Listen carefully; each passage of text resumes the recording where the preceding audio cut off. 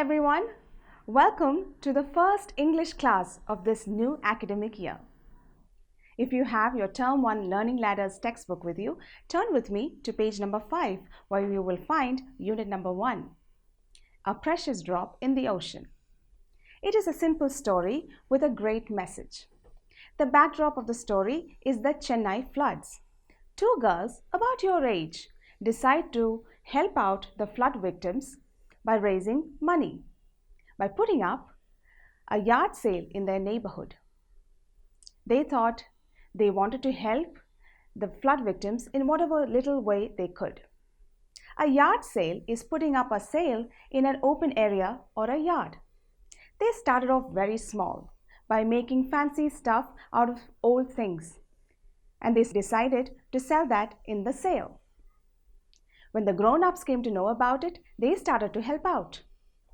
The people in the neighborhood were so touched by the genuine gesture of these girls that they came and bought all the stuff and made the sale a huge success. You know what happened after that? They themselves started to host events where they would raise funds for the flood victims. You see what's happening here? Something that started as small as a drop is now becoming an ocean. Our country has faced several floods by now.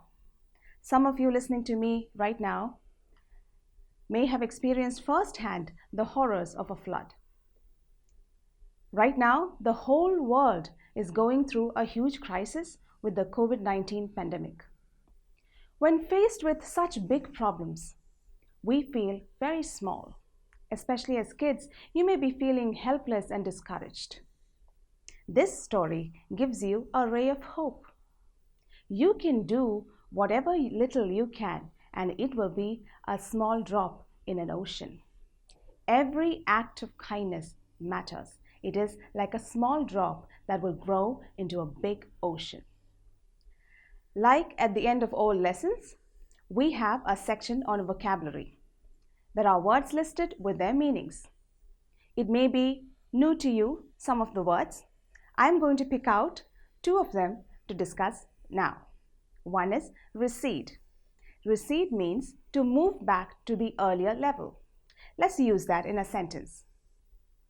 The floods receded in a few days and life was back to normal. The second word is painstakingly, which means to do something carefully and by putting in a lot of effort. Let's use that in a sentence. These teaching videos have been made painstakingly so that students can learn from anywhere. To learn words and use them correctly in speech or writing, you need to know the right spellings. To practice that, we have an exercise on page number 10. Let's look at that. There are some words that are spelled incorrectly and some are spelled correctly. The incorrect ones have to be corrected by us. Let's look at some of them. The first one, discard. This is the right spelling. So we write the same spelling, D-I-S-C-A-R-D. Let's look at the second one, utensil. Can you notice that one L is extra? Let's remove that and correct the spelling, U-T-E-N-S-I-L, utensil. Third one, frightening.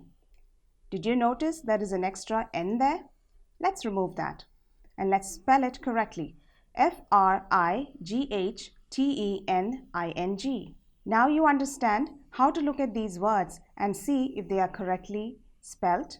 If not, correct them. Let's look at one more, the last one, applause. Do you see that a P is missing there? Let's add that and spell it correctly. A-P-P-L-A-U-S-E, applause. Let's move on to the next exercise on page number 10.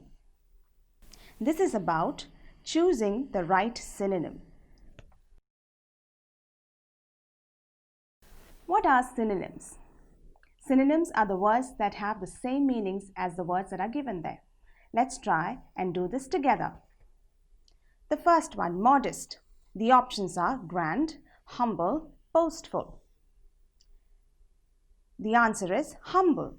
Humble is the one that means the same as modest. Remember, you have to know the meanings of each of these words to solve this exercise.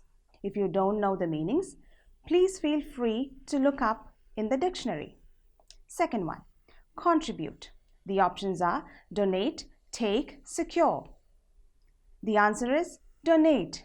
Contribute and donate have the same meaning. Third one, recede. Withdraw, approach, coming. What is the answer? What is the word that means the same as recede? It's withdraw. Fourth one, giggle. Chuckle, talk, gossip. Giggle means to chuckle, so that's the answer. Fifth one, opportunity. The options are work, chance, failure. Chance is the answer. The sixth one, previous. The options are next, following, and former. What do you think the answer is? The word that means the same as previous. Yes, the answer is former. On page 11, we find a comprehension section with exercises, with questions to be answered. Go through them. If you are in doubt, go back to the passage, read the story again, and then come back and answer these questions. If you have been instructed by your teacher to note down the answers, please go ahead and write in your notebook and practice. Let's move on to the grammar section. We see that 4 types of sentences are discussed there. I'm sure this is not the first time you are coming across this concept. We've done this earlier. Let's do a recap. What is a sentence? A sentence is a group of words that make complete sense. There are 4 types of sentences: declarative or assertive sentence, which is a sentence that makes a statement. It always ends with a full stop. The second one is interrogative sentence. This is a sentence that asks a question.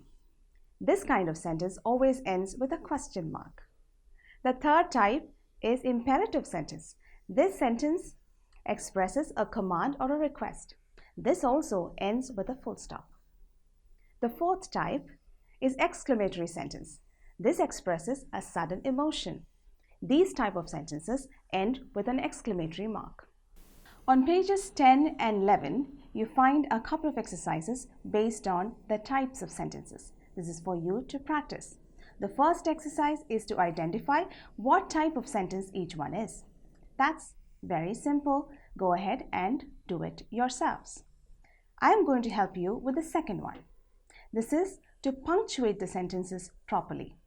To punctuate the sentences, you need to first identify what kind of sentence it is. Let's look at it.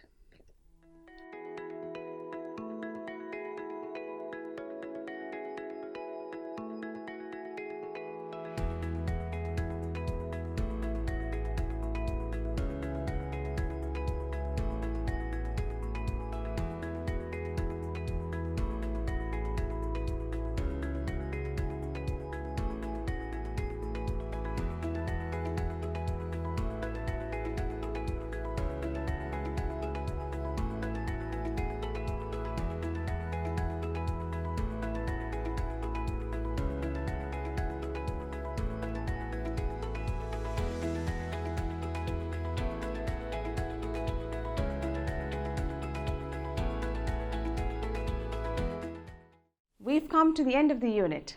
I hope you enjoyed the story and all the exercises. See you soon. Bye-bye.